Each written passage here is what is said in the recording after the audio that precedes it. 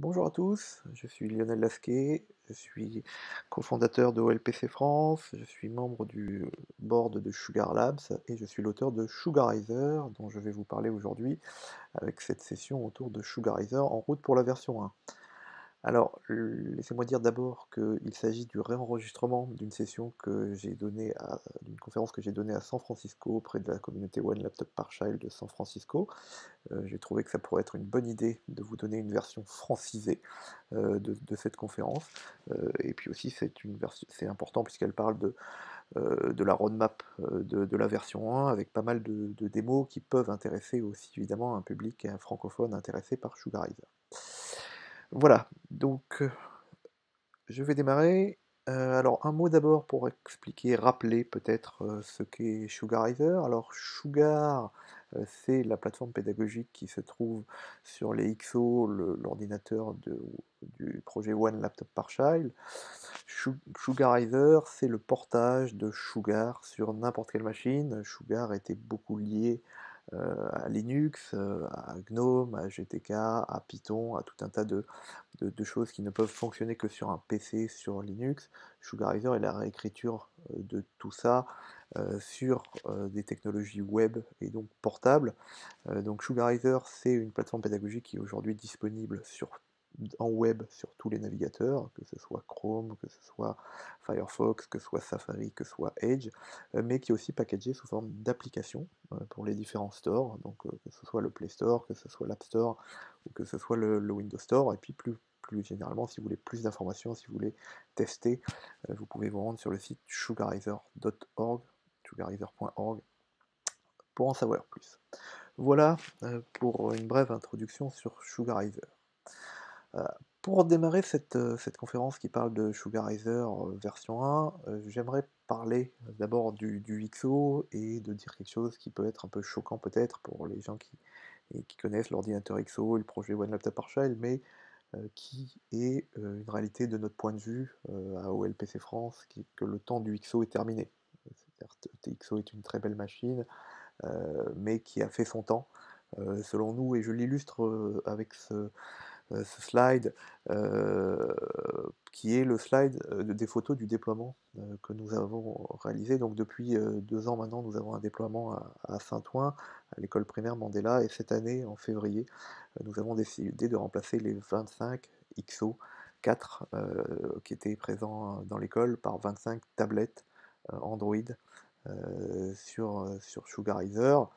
Alors pourquoi on a décidé de faire ça? Bah, c'est parce que, bah, encore une fois, il y a 2 ans qu'on a ce déploiement-là. Il y a 1 an, nous avons rencontré la mairie qui nous a fait ses retours sur l'utilisation du XO dans la classe, de Sugar dans la classe, en nous exprimant la satisfaction des enseignants par rapport, et des enfants par rapport à cette plateforme pédagogique, mais qui nous a aussi projeté dans l'avenir en nous donnant les perspectives de leur évolution, et puis leur souhait à eux, c'est d'étendre le déploiement, c'est de passer à une trentaine de machines à 300 devices dans les écoles de Saint-Ouen, et qui nous a demandé et qui a investi clairement sur des tablettes aujourd'hui, puisqu'ils ont décidé d'acheter des tablettes Android, et qui nous a demandé si, bah, à travers ce qu'on proposait nous, on était capable de les employer sur les déploiements de tablettes. Donc il y a 1 an, c'était il y a 1 an, cette réunion-là, on leur a dit que oui, c'était envisageable, on avait quelque chose dans les cartons qui s'appelait Sugarizer, qui n'était pas encore finalisé, où on démarrait à peine ce dont je reparlerai un peu plus tard, qui s'appelle Sugarizer OS, euh, qui permet d'avoir une expérience enrichie sur Android avec Sugarizer. Et on leur a dit oui, on pouvait les accompagner, mais évidemment, voilà, ça nécessitait de basculer, de changer de device, et donc c'est ce qu'on a décidé de faire en février, en équipant l'école de 25 tablettes au lieu de 25 XO, et voilà, c'est pour nous une réalité, hein. Le XO c'est terminé, alors il ne s'agit pas de le remplacer sur tous les déploiements existants, ça reste une très belle machine, une machine qui a encore quelques années devant elle, mais notre choix à nous, à OLPC France, c'est de dire que les prochains déploiements ne se feront qu'à travers des tablettes qui sont aujourd'hui le réel outil pédagogique qui est mis en avant par les mairies et par les enseignants, et puis ce sera sur Sugarizer et non pas sur Sugar. Voilà, maintenant quand on a dit ça, où on en est aujourd'hui sur Sugarizer, un petit état des lieux. Alors la version actuelle qui est sur les stores, c'est la version 0.8, mais la version en cours, et qui va sortir là dans les jours, dans les semaines qui viennent, donc cet été, c'est Sugarizer version 9, version 0.9, pardon, donc avec pas mal de nouvelles choses. Alors d'abord des nouvelles activités, alors je vous ferai une démonstration de ces différentes activités juste après, mais voilà, il y a 8 nouvelles activités qui sont présentes, proposées par des nouveaux contributeurs de la plateforme, j'en reparlerai un peu plus tard. Et puis de nouvelles fonctionnalités, alors de nouvelles fonctionnalités, notamment, et c'est assez important, un tutoriel intégré. Alors c'est important pourquoi? Parce que bah, nous, chez OLPC France, on baigne dans Sugar depuis quelques années, depuis presque 10 ans maintenant, mais évidemment ça peut être une découverte pour des nouveaux utilisateurs, pour des nouveaux enseignants qui peuvent être perdus par rapport à cet environnement-là, et on s'est rendu compte sur notre déploiement à Saint-Ouen qu'il y avait un vrai besoin de pouvoir facilement expliquer ce qu'était Sugar et Sugarizer et comment ça fonctionnait. Et on a rencontré des enseignants qui avaient pris des captures d'écran et qui dessinaient pour expliquer aux autres sur ces captures-là où étaient les boutons, ce qu'on pouvait faire, etc. Alors autant les enfants se débrouillent tout seuls sur Sugarizer et n'ont pas besoin d'aide, autant les enseignants qui ont besoin d'asseoir leurs compétences, qui ont besoin aussi de pouvoir après transférer leurs compétences, ils ont besoin de plus d'informations.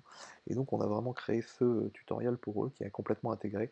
Je vous ferai une démonstration aussi et qui va permettre de découvrir progressivement les fonctions de Sugarizer. Ça intègre aussi une boîte de dialogue journal, aussi je détaillerai ce que c'est dans la démonstration juste après. Et puis cette version 0.9 a un meilleur support d'iOS. Donc alors c'est important iOS, hein, iOS et en particulier l'iPad, hein, c'est une très bonne plateforme pour faire tourner Sugarizer.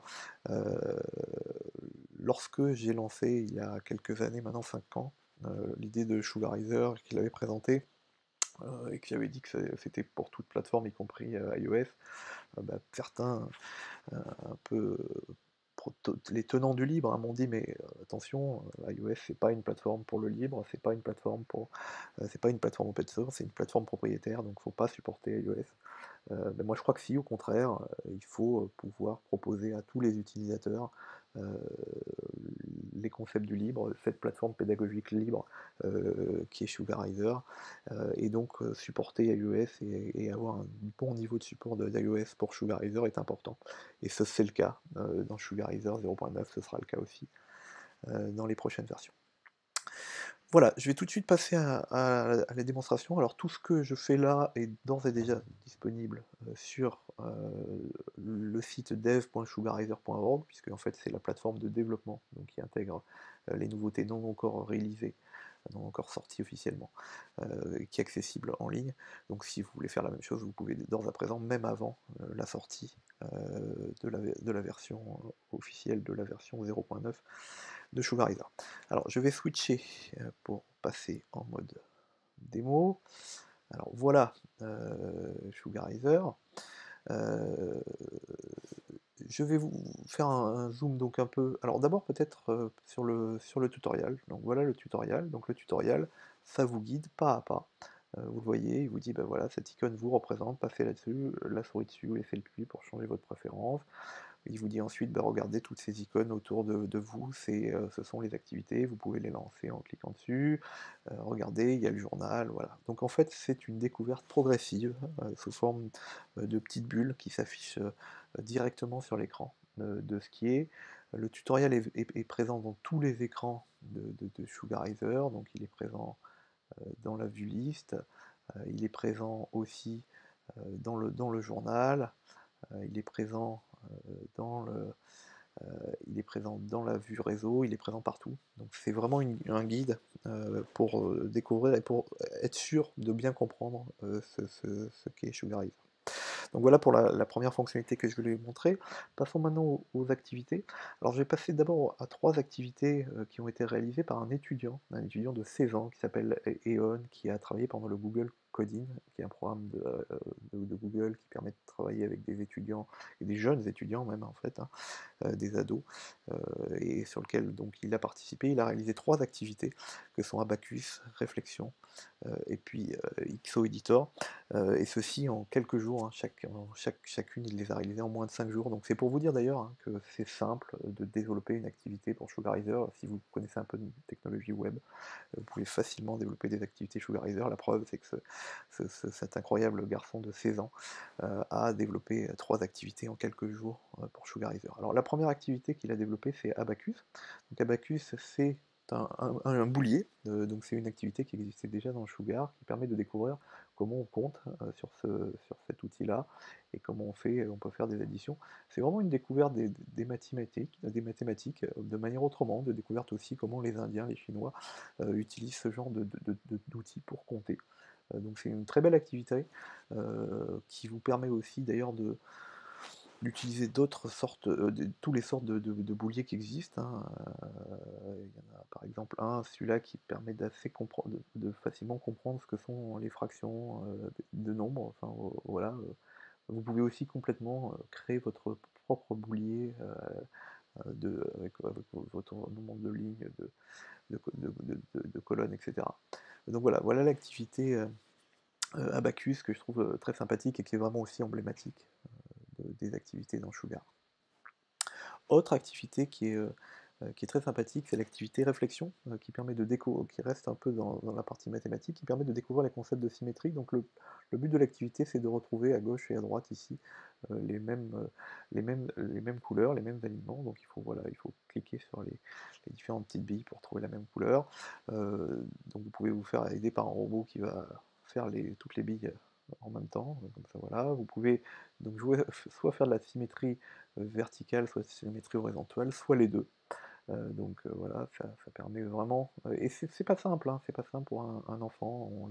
C'est une activité qui existe aussi sur Sugar et qu'on avait testé à Madagascar. Et même pour les enseignants, c'était parfois compliqué de jouer à cette activité et de comprendre, enfin de voir les concepts de symétrie. Donc voilà, l'activité réflexion, qui est une nouveauté de Sugar Rider 0.9.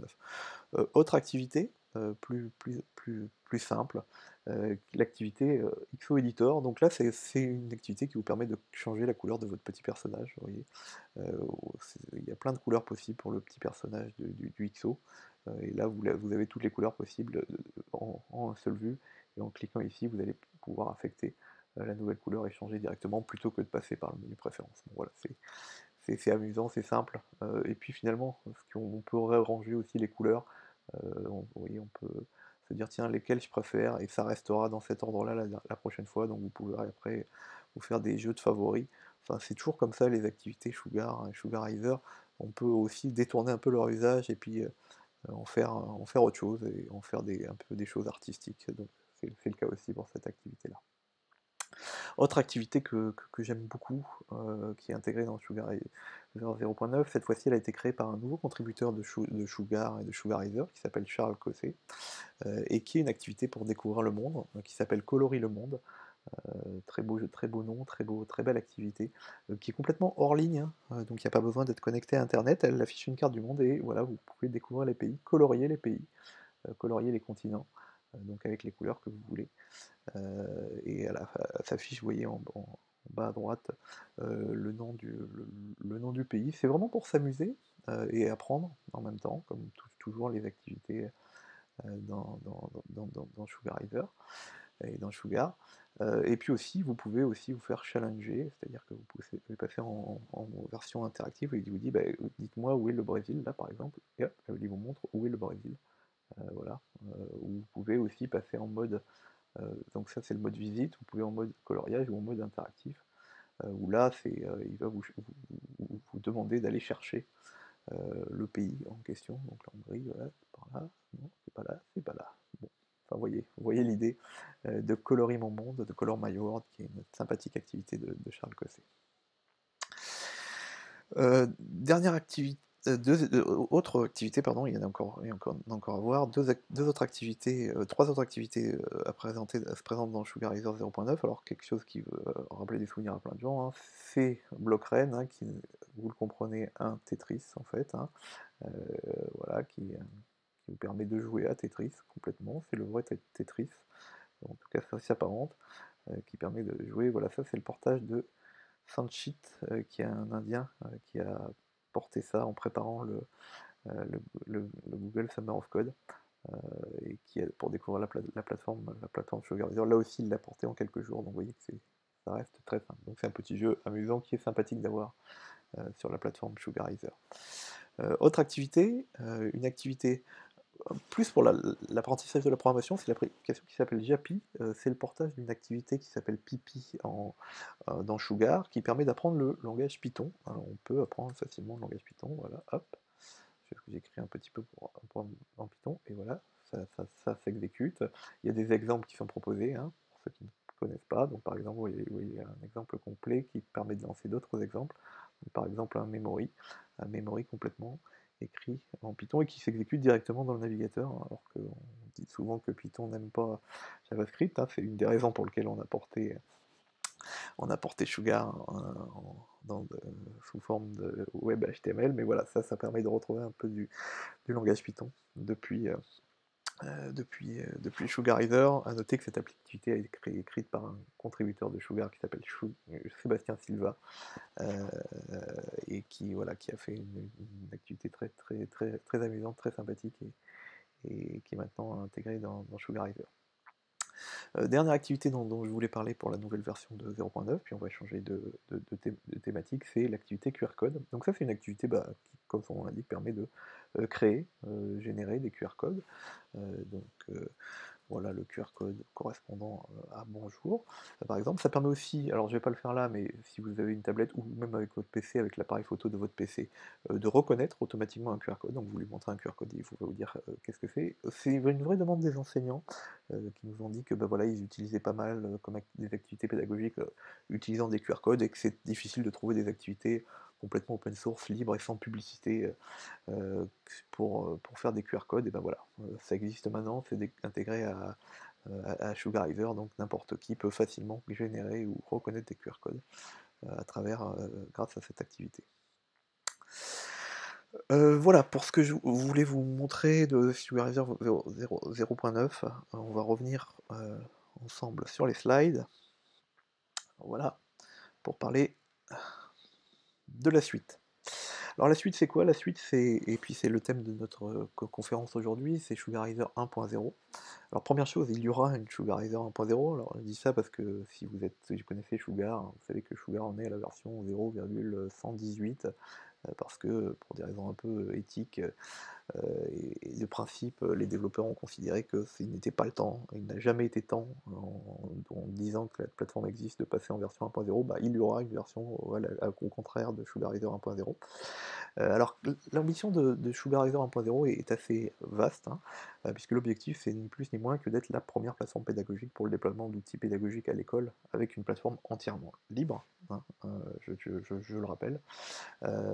Alors ça se passer non pas uniquement avec ce qu'on vient de voir, mais avec trois éléments constitutifs de cette plateforme pour le déploiement d'outils pédagogiques à l'école. Alors d'abord Sugarizer lui-même, que vous avez vu ou découvert, ou vous connaissez maintenant dans la présentation qu'on a vue. Ça va se passer aussi avec une version serveur, dont je vais parler un peu plus loin, et puis avec des outils de déploiement, dont là aussi je vais parler. Donc dans les slides suivants, et à la fois en mode slide et en mode démonstration, je vais vous parler de ces éléments-là, et de ce qu'il va y avoir de nouveau dans cette version 1.0 de Sugarizer. Alors commençons par la plateforme pédagogique elle-même, donc Sugarizer. Donc Sugarizer, c'est ce que vous avez vu, c'est l'interface et les fonctionnalités uniques de Sugar, hein, qui a fait ses preuves, hein, puisque Sugar, ça fait maintenant 10 ans, comme je le disais, que c'est déployé sur des ordinateurs XO partout dans le monde, hein, plus de 3 millions de machines déployées. Dans Sugarizer, vous allez retrouver aujourd'hui plus de 30 activités. Hein, quand on a démarré Sugarizer il y a 5 ans, il y avait 9 activités, aujourd'hui il y en a 30, et c'est un chiffre qui est en croissance, évidemment. vous le voyez avec la version 0.9. C'est aussi Sugarizer, alors ça c'est intéressant si vous ne connaissez pas, c'est la possibilité de remplacer le launcher Android par Sugarizer. Donc c'est-à-dire que vous pouvez à la fois depuis Sugarizer voir depuis cette home page de Sugarizer qui liste les activités, voir à la fois les activités Sugarizer mais aussi les activités Android. Donc ça permet d'avoir finalement une interface simplifiée à Android qui n'est pas toujours très Android qui n'est pas toujours très user-friendly pour des enfants. Bah là, avec Sugarizer OS, qui est en fait une version étendue, on va dire, de Sugarizer, vous avez la possibilité complètement de remplacer le launcher Android. C'est ce qu'on a déployé notamment à Saint-Ouen. Donc ça reste possible, c'est possible depuis la version 0.8.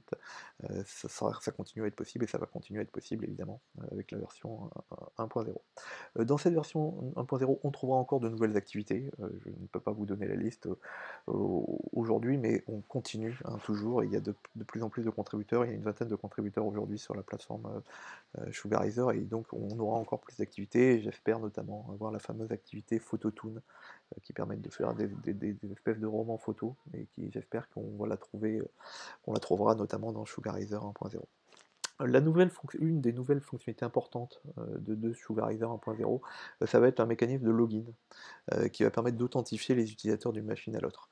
Donc on a déjà un mode serveur qui permet de se connecter et de partager avec les autres ses créations et d'avoir un journal partagé.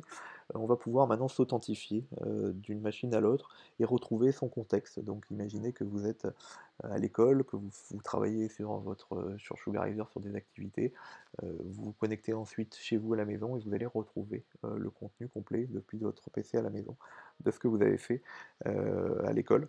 Donc c'est ce que va permettre ce mécanisme de login et d'authentification.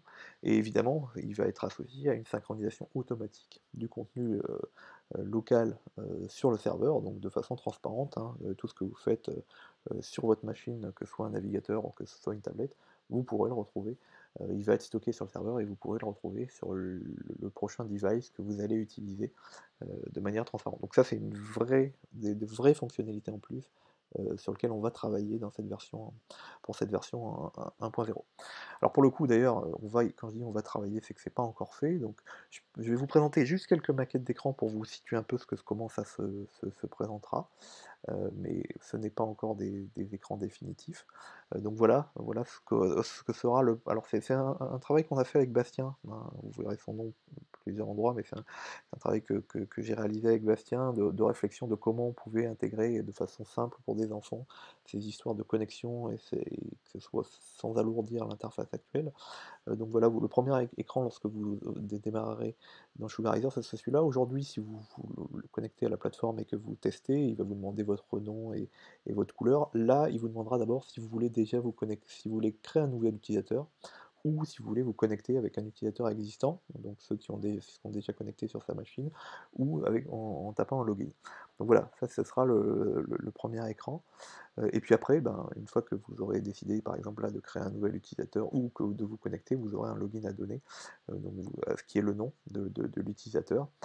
Et puis, vous pourrez attribuer une couleur, comme on le fait aujourd'hui, au petit personnage central, et une couleur qui vous suit dans toutes les activités. Et puis vous allez choisir un mot de passe, et ça c'est important, c'est que là aussi on a travaillé pas mal avec Bastien, en se disant mais comment on pouvait faire en sorte que le mot de passe soit simple à retenir pour des enfants, qu'il n'y ait pas forcément à savoir lire, écrire, pour pouvoir choisir un mot de passe, et on a imaginé ce mécanisme à travers de petites icônes qui seront en fait une fonte spécifique, ce ne sera pas des icônes, mais voilà, vous retrouverez la même chose, vous aurez la possibilité.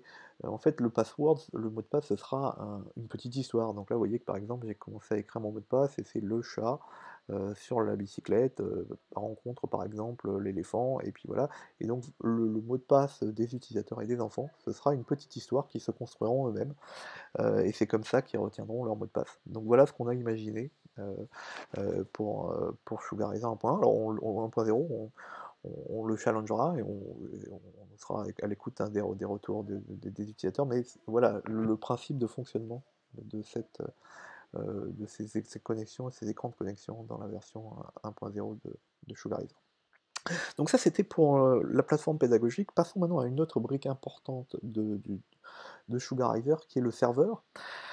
Alors le serveur qui existe, déjà, hein, c'est quelque chose qui permet aujourd'hui d'exposer le client web, depuis un serveur, hein. C'est-à-dire que vous êtes à l'école, vous installez, Sugarizer Server et depuis n'importe quel navigateur, à partir de là, vous pouvez, accéder à Sugarizer. Donc c'est ce que fait le serveur. Ça permet aussi la collaboration et la présence. Je ne vais pas en reparler, mais sachez que vous pouvez faire des activités en même temps à plusieurs, que vous partagez des contenus directement depuis le serveur.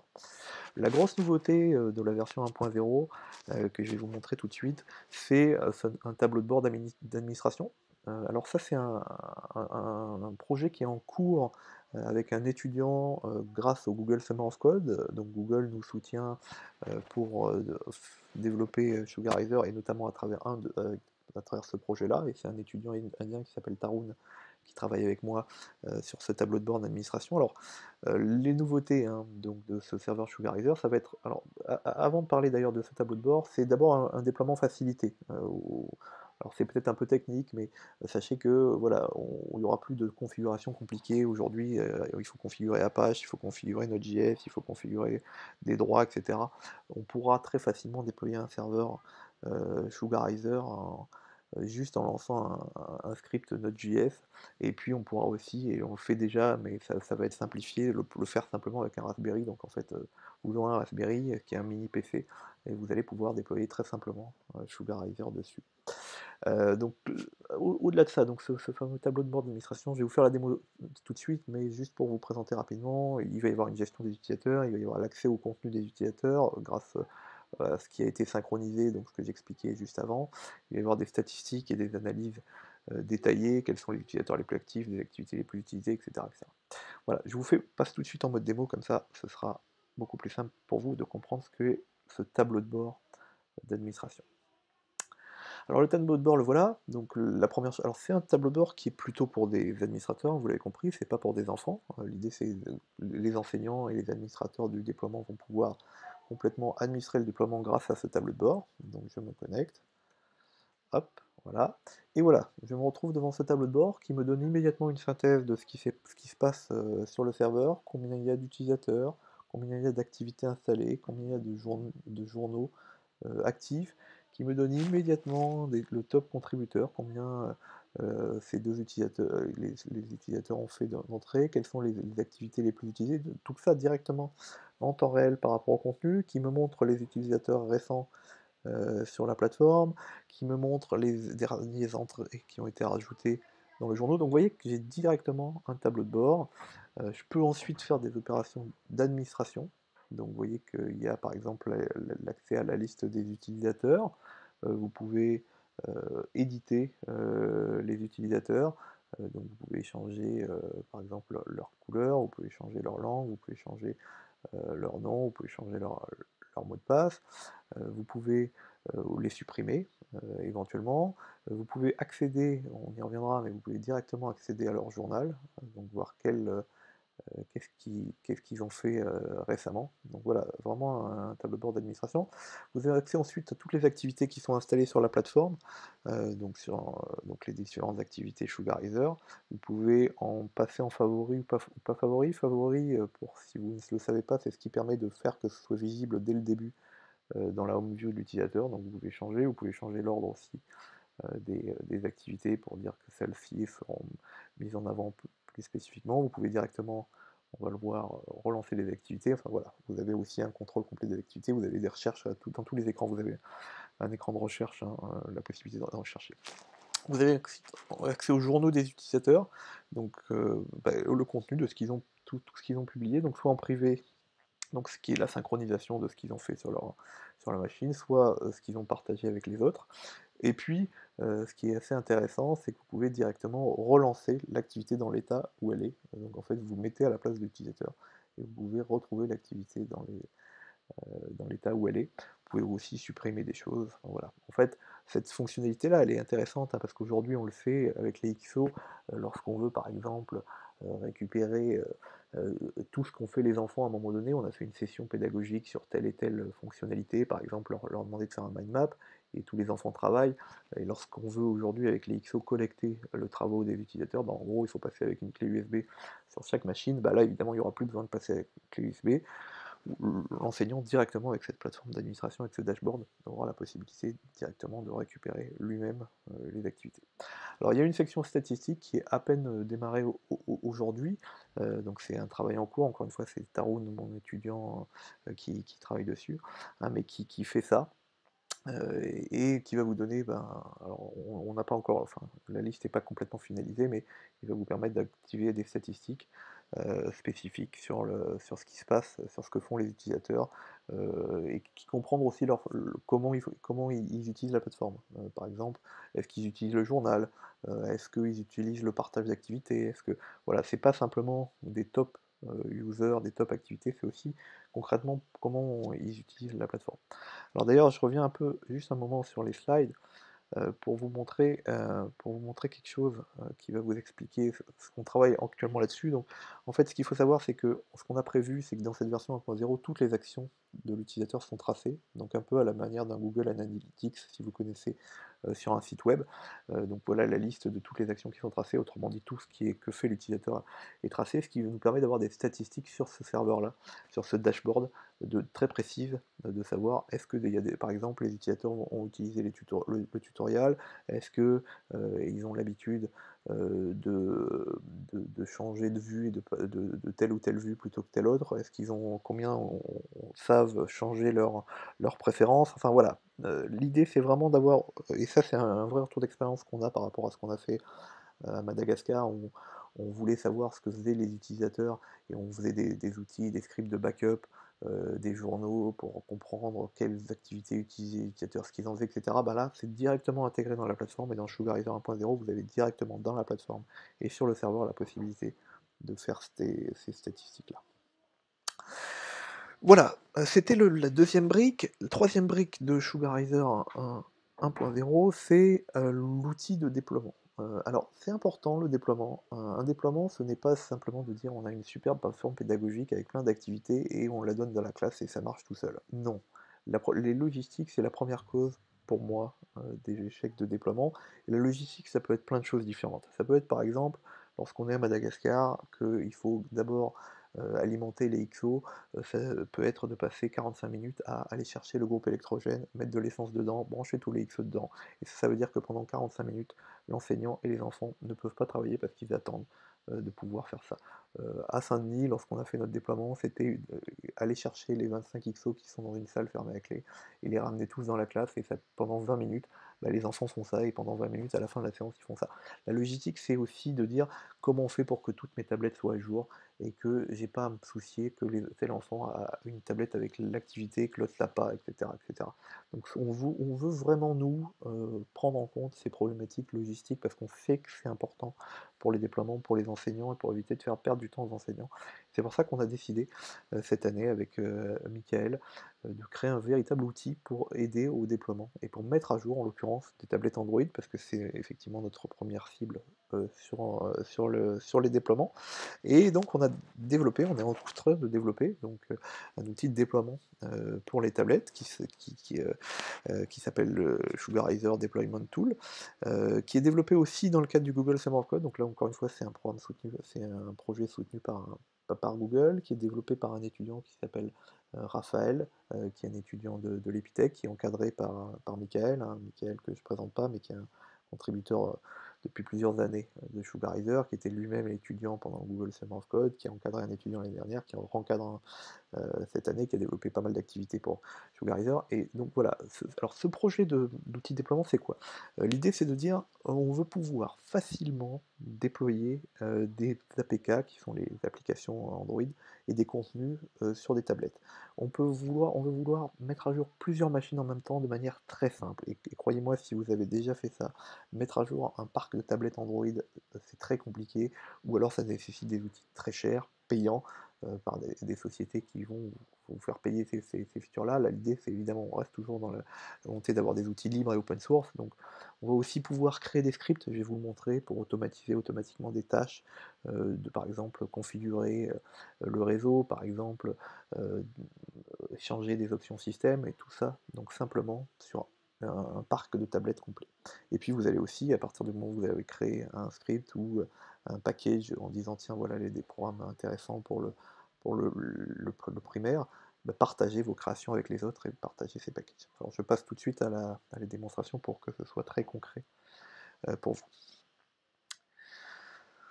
Alors, voilà, je lance l'outil de déploiement. Alors, outil de déploiement qui tourne sur un PC, un ordinateur, hein, là l'objectif c'est ça. Heu, alors c'est un PC sur n'importe quel système, hein, là je suis sur un Mac, ça marche aussi sur Windows, ça marche aussi sur Linux, ça marche sur n'importe quelle plateforme. Alors ça se présente comme ça, c'est un travail préliminaire, hein, le projet n'est pas fini. Encore une fois, ce que je vous montre aujourd'hui, c'est vraiment des projets bêta, mais ça vous permet de concrétiser. Ce qu'il voit immédiatement, il voit que j'ai deux outils connectés à mon PC. Vous voyez, c'est ces 2 briques-là qui sont un téléphone Asus et puis une tablette Lenovo et ça y est. En fait, à partir de là, je peux déjà commencer à déployer des choses. Par exemple, j'ai un APK ici, qui s'appelle Tuxbot, je veux le déployer, bah, je fais faire un drag and drop et hop, il me dit: «OK, vous voulez installer?» Bah, très, très bien. Je fais install et quand je vais faire install, il va déployer sur toutes les tablettes connectées et je pourrais en avoir 10, hein, en même temps, immédiatement, tout ce qui est ici. Je peux aller sur le détail de ce qu'il y a sur un ordinateur. Si je double-clique dessus, il me dit alors, encore une fois, c'est en bêta, mais vous voyez qu'on voit déjà les caractéristiques, on commence à voir les caractéristiques, on voit tout ce qui est installé. Euh, je peux aller ensuite faire des choses un peu plus compliquées. Donc vous voyez ici qu'il y a des packages sur le côté qui sont des choses déjà construites. En fait, j'ai un éditeur de packages qui est ici, qui va me permettre de constituer soit des scripts, soit des ensembles d'APK que je vais déployer. Donc par exemple, je dis, bah, j'ai un package qui va contenir des APK. Donc voilà, je choisis l'APK que je veux mettre. Bon, je ne le fais pas, hein, mais vous voyez l'idée. Je peux ensuite indiquer, je vais faire un clic, puis après je vais taper des touches, puis après je vais dormir un petit peu, puis après je vais taper un texte. En fait, voilà, je crée une série d'instructions qui va me permettre de déployer des choses. Alors, bon, je rentre pas dans le détail. Le principe de base, hein, c'est de dire drag and drop. Donc le package, il est soit déjà créé, soit quelqu'un l'a créé pour vous, et après l'enseignant, il a juste à se copier-coller, hein. Il prend sur son bureau et il drag and drop et ça marche. Par exemple, là, j'ai un package qui est simple, qui va flasher. Donc flasher, ça veut dire en fait, il va faire, en fait, pardon, j'ai dit flasher, mais ce que je voulais dire, c'est plutôt clignoter. Donc en fait, ce que fait ce package-là, c'est qu'il va faire clignoter toutes les tablettes. Donc imaginez 10 tablettes étalées sur votre table, et il va les faire clignoter, c'est-à-dire en fait, il appuie sur une touche, il dort 5 minutes, il appuie sur une touche, etc., etc. Donc je le lance, et ça le fait. Alors évidemment, vous ne le voyez pas parce qu'il faudrait être sur mon bureau, mais vous voyez que si vous étiez là, vous verriez que les deux outils que j'ai sous la main sont en train de faire ça, c'est-à-dire sont en train de clignoter. Vous voyez que c'est simple, hein, c'est-à-dire que juste en un clic, j'ai fait ça, et j'ai quelque chose qui me permet de piloter, de déployer, et de mettre à jour un parc de tablettes. Voilà ce que je pouvais dire sur l'outil de déploiement de Sugarizer. Voilà, ça conclut un petit peu la présentation de ce qu'est Sugarizer 1.0. Maintenant, c'est quoi la suite de ça? Ben, la suite de ça, c'est que cette version sorte. Alors, vous avez compris, je suis en plein de packaging de la version 0.9, mais la version 1.0 n'est pas très loin. Euh, L'objectif, c'est fin 2017. Vous voyez qu'il y a déjà pas mal de travail fait, et on va continuer dans les semaines et dans les mois qui viennent avancer. Sugarizer, c'est quelque chose qui est à vocation à être déployé, hein. C'est pas un outil juste pour se faire plaisir et faire des belles activités et que ça reste dans un coin.